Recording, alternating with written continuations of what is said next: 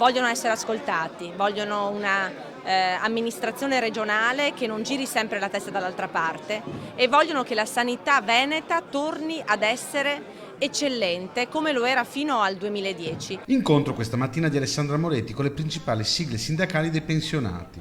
Ruolo, quello dei pensionati, secondo la candidata del centro-sinistra, sempre più centrale delle famiglie venete. Non autosufficienza e piano sociosanitario i temi principali.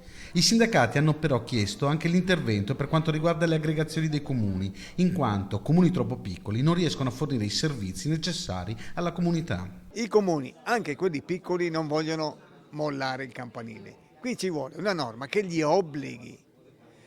I comuni al di sotto dei 10.000 abitanti non avranno mai i servizi sociali, non avranno mai la possibilità di assumere l'assistente sociale, non avranno mai la possibilità di fare assistenza domiciliare. E se a Roma Renzi e il PD sembrano in rotta coi sindacati, in Regione Veneto la candidata Moretti promette che ascolterà sempre le istanze che vengono dai rappresentanti di pensionati e lavoratori. Ha detto che a prescindere dall'atteggiamento che il governo nazionale ha in questo momento nei confronti dei sindacati, lei si assume la responsabilità di trovare un accordo con noi da subito, cioè lei dice ci sarà un tavolo permanente, se sarò presidente assolutamente questo lo farò,